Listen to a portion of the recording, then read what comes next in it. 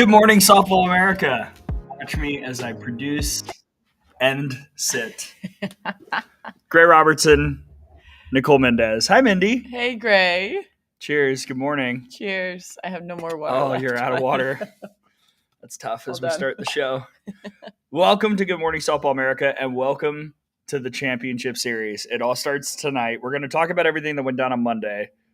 Rest assured, plenty to dive into and dissect, but nothing like a national championship that starts tonight between Texas Tech and Texas. I know. I mean, home state doing me proud. That's right. I think this is something a long time coming for the Texas program, getting into this position, not having to face Oklahoma, being in a position where your team is talented, they've had the experience, they're riding high at the right times. And then you have Texas Tech. They invested into their softball program. Yep. And over $1 million. Kennedy's just $1 million. Right. There are others, and then who a got lot of cash. change. Yeah. But there were a lot of other athletes that they invested into as well. And so whenever you have that, that's going to elevate your program, and it paid off for them in a big time in a very short amount of time. You look at where Texas Tech was a year ago compared to today, and both of these teams, though, they're going to compete for their first national championship. So I think that part's like the coolest part is either way, somebody's going home with one for the very first time. Yeah, not only do we have a new national champion this year, we got a first-time national champion, which is cool. And we want to hear from all of you. I see the chat; everybody's dissecting and talking about who they're going to pull for. It seems like a lot of OU fans are torn in here. We want to hear from you, so let us know where you're watching, what you're doing. Fang Nation is in the chat. I see Annie is here, Dylan is here, Beck F is here. So please tell us where you're watching and how you're spending championship day. Make sure you're liking, subscribing. We are over 2,000 subscribers on the YouTube. Woo. So good stuff. Great stuff. Yeah, we'll make some oddly specific predictions later too, as well. I mean, you might. You don't. Well, we'll see. I don't have an oddly specific. Don't want to get too ahead of ourselves. Monday's semifinals. I guess we'll talk about Texas Tennessee, even though it was kind of a normal game. Again, very similar to the other games. It's kind of felt like Texas has had control of every game they've played in this World Series. Yeah. You can feel it. The only one that got very tight was Texas-Oklahoma, but I think everyone knew that. Yeah. That's the game where if you can get past this hump, then you're home free, right? And here they are. But I think they did a great job. They took care of business. They got ahead early. Whenever Tennessee rallied, Texas would rally back immediately. And so I think that's a sign whenever you see a team punch back right away, that's a sign that they're dialed in. Like you said, they're in control. They have the right game plans. They were just one step ahead every single point in the game. And I never doubted, like, okay, they are very much in control. They look like they're going in the right direction. Yeah, and when Teagan came in the game, and Matt Morgan was exceptional, but when Teagan came in, you kind of got that feeling just watching Tennessee, like it's not like they've quit, like they're still fighting, but that they just kind of ran out of gas a little bit. And Pickens was really, really strong, but a couple mistakes here and there. The home run to Katie Stewart that just kept going. I'm curious your perspective as an outfielder, because that was weird watching it when Leach kind of, I guess, thought she had settled underneath it, and then suddenly it was over her head, over the wall. It was an interesting play. I mean, you have it out there in right field, right center. That's the wind tunnel. That's where the wind blows. I'm not surprised that it kept going, because you look at the height and the way the wind was blowing that day. You think it's here, and then all of a sudden the wind blows and it's like 10 feet behind you, and you're like, where did that come from? That unfortunately is very normal in OKC. Yeah. But I think putting Mac Morgan out there, fantastic job, an absolute gamer, and just being able to get another arm out there who is a very, very good arm. And Mike White talked about her in the presser, and he was just saying how she's a senior, and this senior year, he's seen her kind of release some of that tightness that comes with pitching, that comes with, I have to do this, release some of that, and just fully embrace her senior year and go, you know what, this is my senior year. I'm I'm going to go all out. I don't care. And you really saw that in that game, the way she carried her team, the way she was able to shut down. And Tegan, she has been on another level since the very first game of the World Series. I know she had some trouble earlier on in the year, but that is long gone. She is completely locked in. And I think it's pretty incredible the way that she has been leading this team forward. Yeah, it's been impressive. And again, we talk about the margins. I know Tara and I talked about this, but like Texas is a ball in play against Clemson away from not even being here. And now they're, I haven't looked at odds or anything. I assume they're the favorites in the Champ Series. It's crazy how the sport works. And kudos to Tennessee on a great year, but Texas, it's been a great run here in OKC. I mean, one team has to win, one team has to lose. And that That's takes right. us to Texas Tech and Oklahoma. One team has to win, one team has to lose. All right. This was like one of the best games I've seen in person in a very long time. Really? Yes, I thought it was awesome. You didn't think it was great? I thought it was a good game. I wouldn't say it was the best game I've seen in a long time because I honestly think some of the games that we saw earlier in the World Series, those games were better. Really? Personally, Okay. I thought it was a really good game. And obviously, the Abby Dayton moment was incredible. Insane. But that doesn't make the entire game to me. So I thought it was a really good game. Okay, all right. I'll amend one of the great endings. One of the great seventh innings. That's you. Some of mine were earlier this World Series. Really? Okay. Yeah. So the pop though. Like, all right, man, this game was wild. If you didn't watch it, please go hunt it down. Kevin and Amanda slayed the broadcast. I mean, just an awesome show. The game was great. Fantastic. 10 out of 10. Yes, Kevin and Amanda, major pros. Like that seventh inning, I think everybody was sitting there thinking like, wow, it's going to happen. Texas Tech is about to win this game. OU had not gotten anything going at all. Sydney Barker reaches on kind of a finding the barrel on a changeup, blooper, get on by hook or by crook situation. And the way the stadium popped when Abby Dayton hit that 0-2 changeup out of the yard. Timeout. We have to talk about another situation, though, because there's a double play to be had, and Texas Tech would have been out of the game. I don't understand why. Yes. I don't understand. Okay, so because you were sitting on the opposite angle from me. I was, and I looked, and I talked to Shay Knighton, and I said, that's going to come back to haunt them. They shouldn't have done that. They should have gotten out the play. I think they were a little...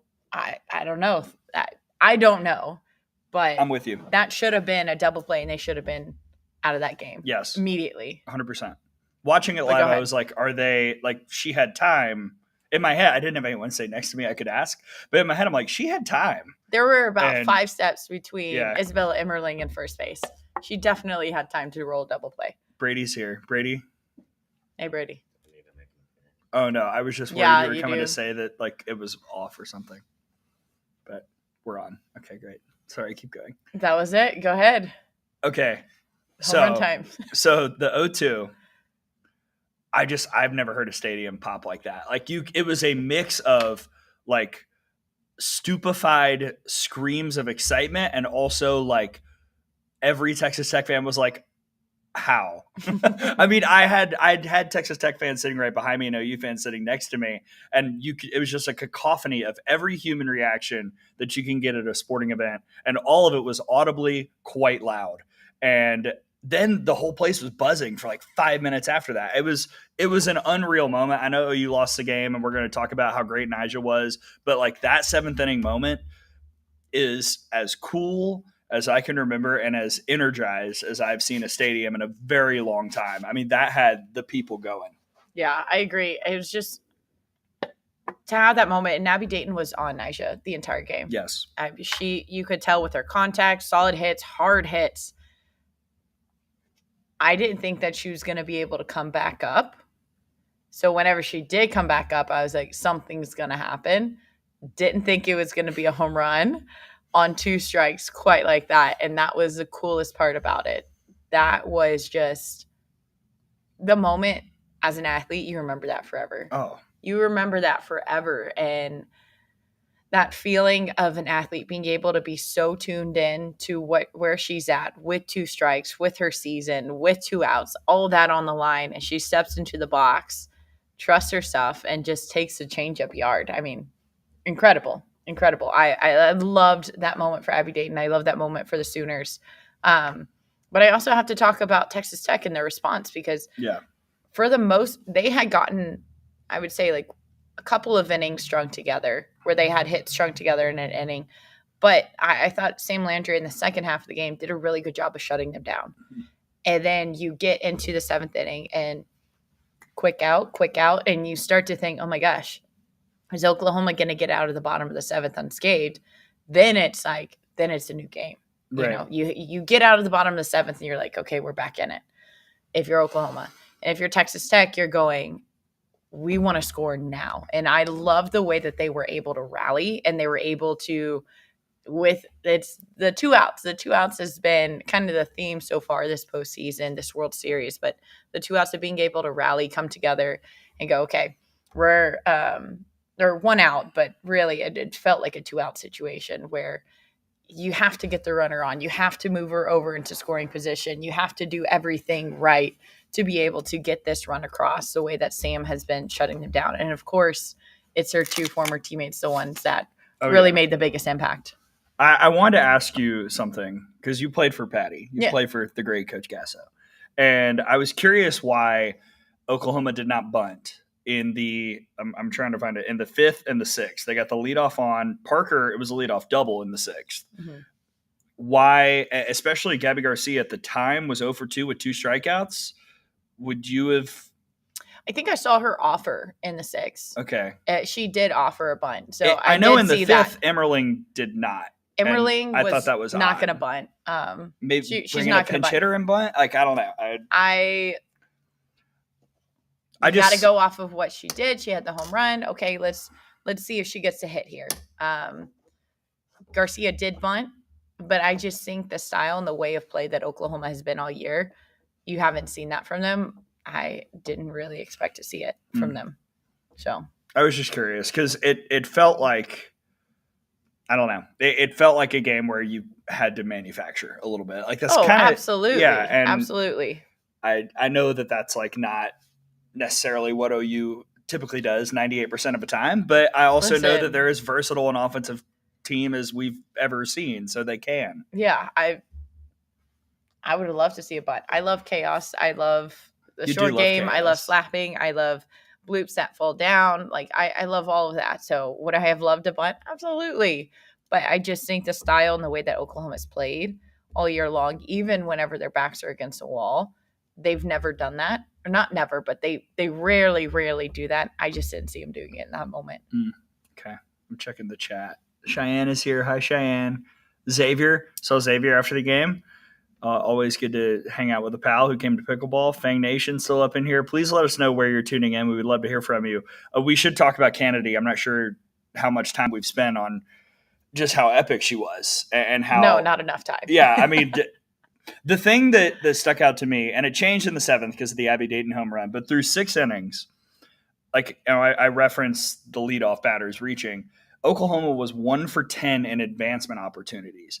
That meant they were getting a couple people on, but they were not moving at all once they reached. And a big testament to that is the way Nyjah was getting strikeouts after hits or walks or whatever, or just the unproductive out. I mean, Oklahoma, until the 7th inning, basically did not produce at all when somebody was on base, even productive out-wise. And that, like, again, it's a double-edged sword all the time because people say situational hitting. Well, a lot of it is situational pitching too, and Nyjah just bears down in those moments better than any pitcher I've ever seen. I think she did a good job with her scout. So going into that game, Oklahoma was 2 for 17 with runners in scoring position. 2 for 17. That is an awful stat. Yeah, it's not good. I mean, come on. And so whenever you know that as a pitcher, you know that they've been struggling to convert. You look at the swings that they've been doing. It just kind of looks like they were swinging for the fences. Mm-hmm. And I think it goes back to your question of bunt, not to bunt. That has not been their MO. They're going to stick with what they've been doing. And not that swinging for the fences is always right or wrong or whatever it is, but that's just what they've been doing. And with her pitches, with her rise ball, with her changeup, her ability to mix those two different levels and speeds and then get a lot of lefties in the lineup to chase after her screw, I think she used that to her advantage because there's no way they didn't know about that stat heading into that game. Yeah. And whenever as a pitcher, you go, okay, I have the advantage here. How can I turn this situation? They just got a double. Let me turn this situation into my advantage of, oh, yeah, their conversion rate's not great. I know they're going to try to get big. I know they're going to try to swing big and get this runner at second in to score. They're going to go for something far. Can I tease them? Can I nibble them outside the zone? And I think that really showcases how, I mean, maybe she didn't have this conversation, but if I were her, this is what I'd be thinking. And that brings you to another level. I just think she did a really, really good job having these hitters play into her pitches. And Gasso talked about it, of how they weren't on time. They were kind of guessing. Mm-hmm. And so the speed down, slow up, speed down, like all of those mixtures, I think she just did a phenomenal job IQ wise as a pitcher, seeing the hitters in the box, being able to move around, other than the pitch calling itself. I think it was just a great tandem work from Texas Tech. Yeah, and getting ahead too. I mean, Nyjah does it all the time, so I think we forget how big a piece that is for pitchers. But every time it was like 0-2, 1-2. Like I felt like every batter, I think there was 1-3-0 count, and you could feel the stadium. Everybody was like, "What's going on?" But otherwise, Nyjah's first pitch strike rate is ridiculous, and that puts you a little bit on your heels as a hitter. Like you have to think, you have to adjust a lot quicker when you look up and it's 0-2 before you've even gotten a chance to get a swing off. Defensive swings automatically. Yeah. Whenever you're an 0-2, and you try as a hitter, you try and you train and you train. And just because you're at 0-2 doesn't mean you have a defensive swing, but the odds of it, you're going to have some defensive swings in there whenever she does expand the zone. But it's one of those in-between pitches. And especially whenever a pitcher gets ahead early in the count, umpires will likely give a little bit more, a little bit higher, a little bit outside, a little bit low. So as a hitter, you know that. And whenever she's consistently been doing it all game long, you have to protect. So I think phenomenal job. I think she's done what she's done all year long. And I think she's incredible. I think she's phenomenal. It's so fun to watch. I'm really excited for this matchup tonight, though. All right, last thing before we go to the Champ Series. Shout out to Sam Landry, because she threw like every pitch except for a little bit the deal threw in this World Series. Sam Landry was a warrior, and I loved everything about the press conference and the post game, the way Sam Landry and Jerry Glasgow spoke to and about each other. Mm-hmm. It's the relationships that make this sport fun. It's why we enjoy doing this show together. It's like why the people in softball are so tight knit and everybody knows everybody. And that's kind of what makes events like the World Series fun.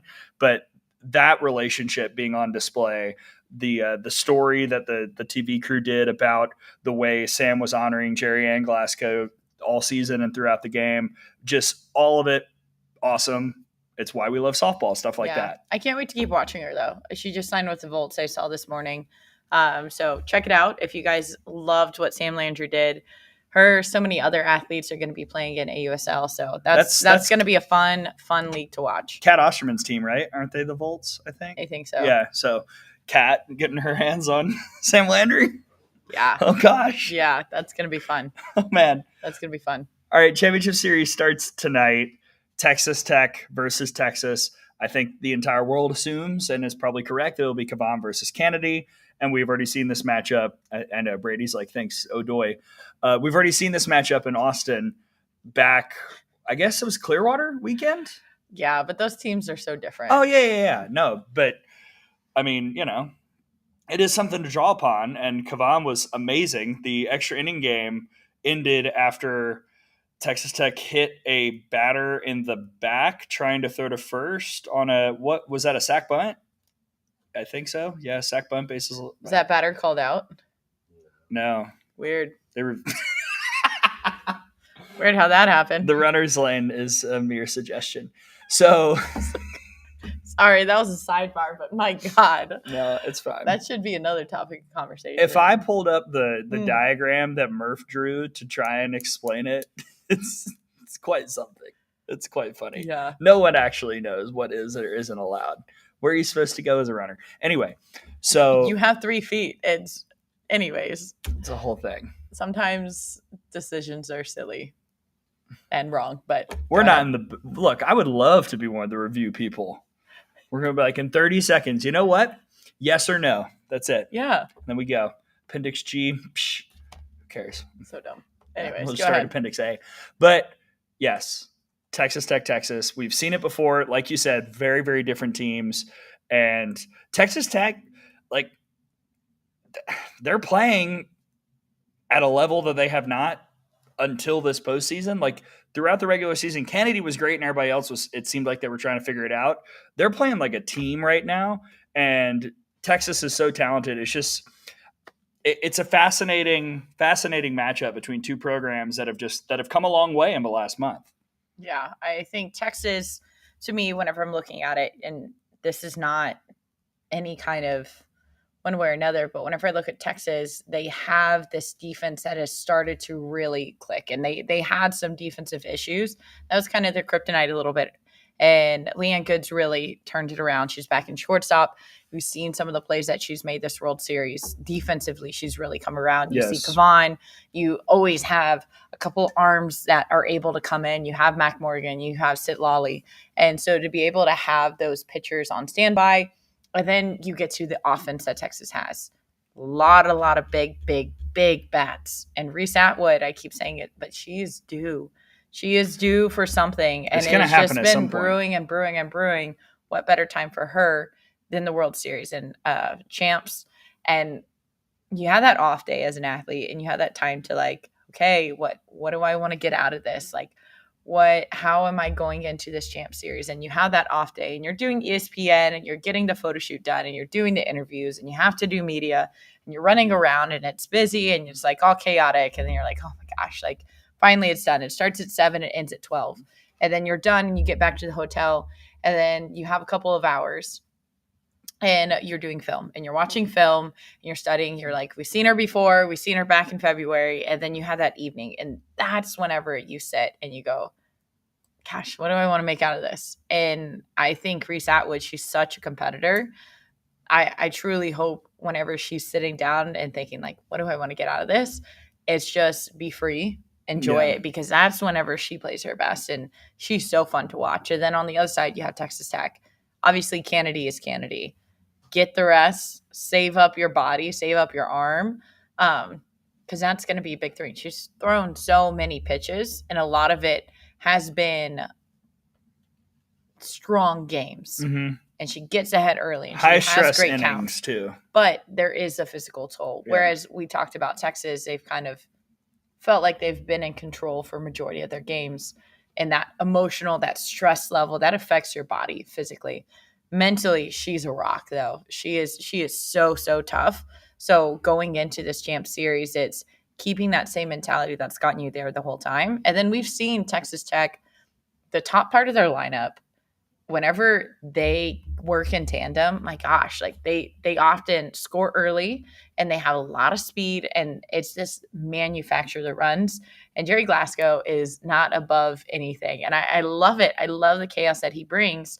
And with as good as Texas defense is, they're going to have to be perfect because there's going to be things going on that Tech is going to do that are going to force them not only to make routine plays, but incredible plays, unexpected plays. So I'm really, really excited to see how these two match up again. And they're very different teams, both of them, from where they were back in February. Yeah, couldn't agree more. A lot of things that I agree with on what you said. First off, clarifying on the chat, when I said Clearwater weekend, I was thinking about where I was watching the game. I was in Clearwater, but yes, that game was in Austin when Texas Tech and Texas played.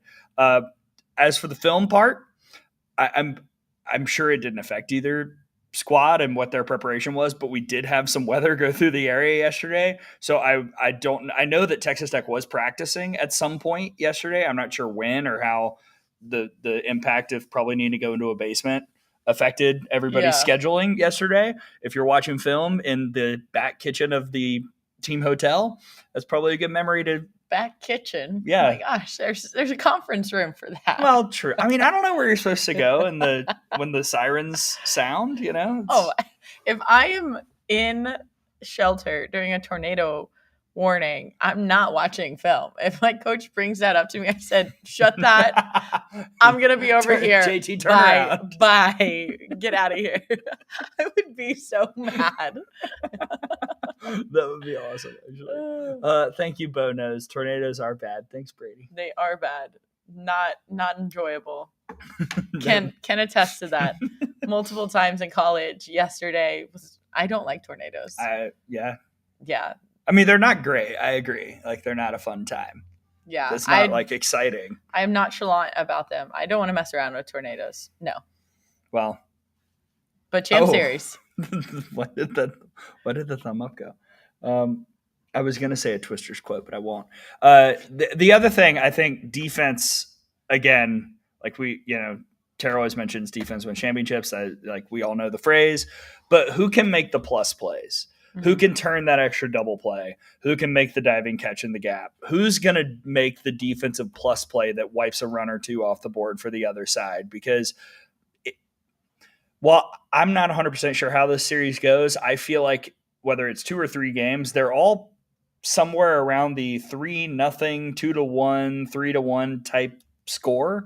And the difference is probably going to be some play made in the field, some play, made behind the dish, some play made somewhere defensively that keeps your team ahead or takes a run or two off the board. Yeah, I agree. Defense wins championships. And if you can't be clean, those extra plays, those plus plays, as you mentioned, they don't count for anything because that runner's on base because you couldn't make a routine. And then the plus plays, you get the out, but now there's a runner at third. So being able to have clean, sharp defense, and I think that goes with being present of mind, being in the moment and not trying to rush. I think that's where we see a lot of errors happen. That's where we see a lot of athletes, they almost make that incredible play. I'm trying to do this and the next play at the same time, being solely locked into the play that's unfolding in front. Yeah. All right, anything else you want to say before oddly specific predictions? No, I want to hear your oddly specific predictions. All right. I have none. You have none? Okay. I have none. Brady, do you have any oddly specific predictions? Producer Brady? I think we get a Maya Davis inside the park home run sometime this week. Okay. Oh, Brady said a Maya Davis inside the park home run this week. Wow. That is specific and bold. Yeah. Mine isn't necessarily bold. I just think Kavan has more strikeouts than Kennedy tonight. Okay. That was kind of what was circling in my head. I also think, I'll just say this, if Texas wins tonight, I don't see how Texas Tech wins 2 and 3, like games 2 and 3. I feel like if Texas wins tonight, whether it's in 2 games or 3 games, TBD, but I think that'll have locked it up. If Texas Tech wins tonight, then we're in an interesting dynamic because how does Texas Tech handle what Kennedy's going to do? Would she even appear in game 2, or is Coach Glasgow like, nah, we're killing it now? She's going to game 2, yeah. And then if it's interesting. If Texas Tech wins tonight, I don't necessarily know if that tells me what's going to happen in games 2 and 3. I feel like if Texas wins tonight, they're winning the national championship. First one, always. You want to get that first one, put it in your pocket because it puts you in the driver's seat. That's what Texas has been doing this entire time. And then I think Texas Tech, they have not been in this situation before.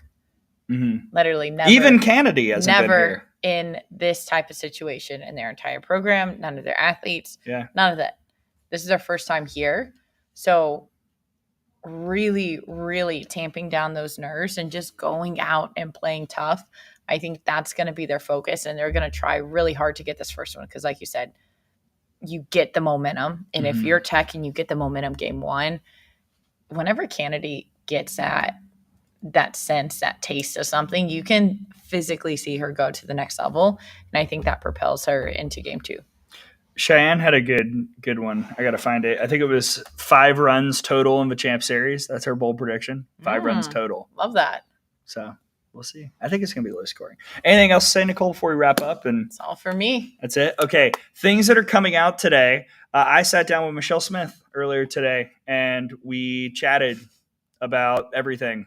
Champ Series, softball landscape, pro leagues, etc. That'll be on the YouTube a little bit later, and we'll probably cook up some content. Check out Nicole chatting with everybody wearing the sunnies, asking what the World Series means to them. Yeah, that one came out. That was a fun one. That was good. That was good. And whatever else we cook up at Hall of Fame Stadium. Read Brady's articles. Subscribe to the site. Don't send Brady portal stuff during the game because he's trying to write about the game. Although he might be getting a portal call right now. Who's to say? He just left. Who's to say? I don't know. Guess you guys will have to tune in next time to find out. Yeah, we'll tell you tomorrow. For Nicole Mendes, I'm Gray Robertson. Thanks for hanging out with us on Good Morning Softball America. Enjoy game 1 of a championship series. We'll see you tomorrow. Whoops.